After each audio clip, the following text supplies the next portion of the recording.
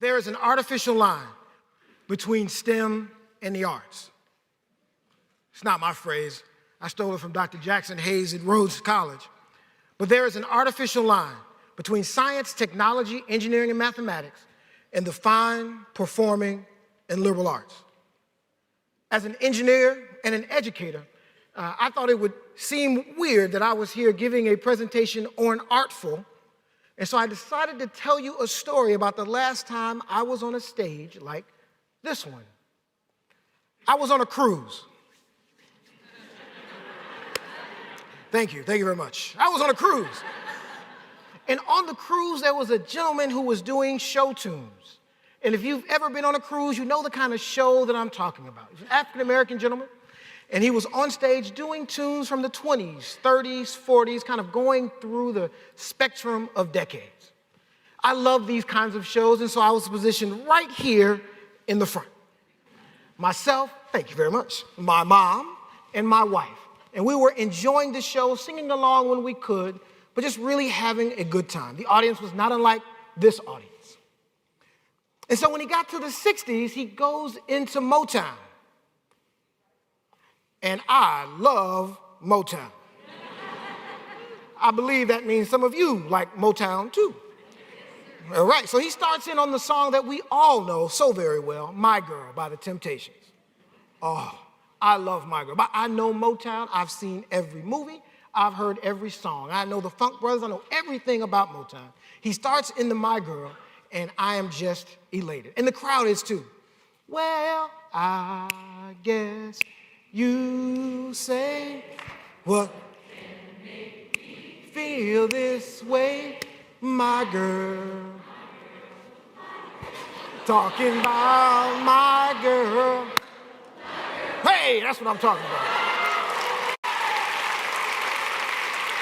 Okay.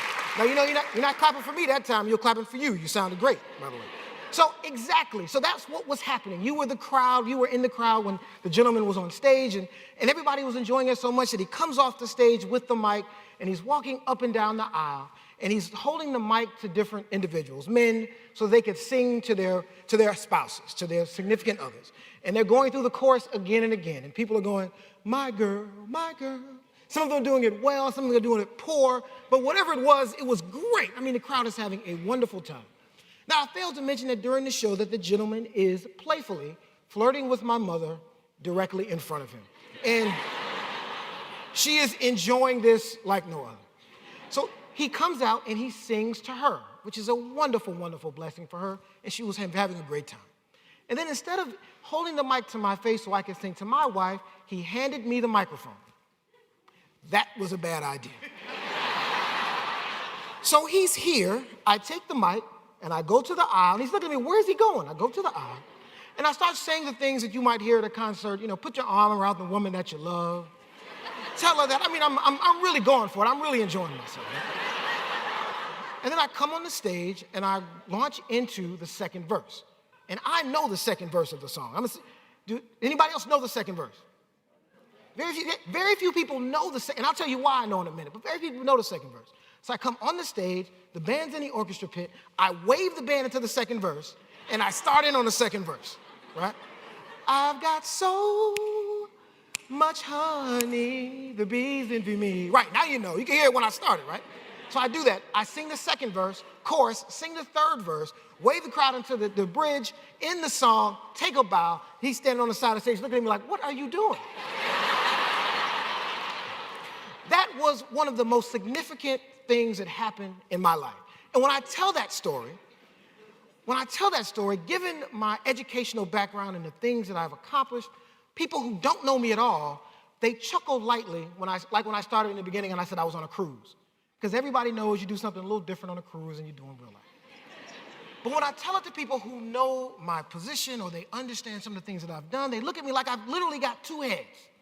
Because they say, how can someone who loves science, engineering, and technology also be such a big fan of music? How can you be so into the arts? And to me, they're the same thing. They've always been the same to me. They've always been the same. When I was working on my dissertation, which was reducing the vibrations of tall buildings due to earthquakes, I would imagine the buildings as men or women that were dancing out of control to seismic music.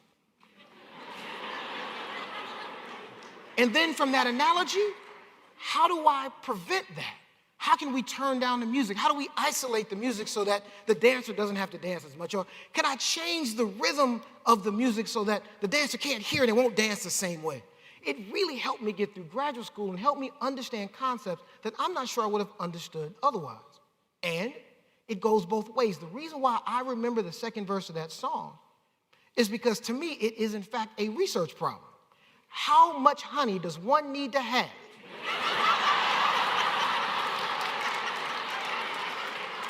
in order for a bee to act envious?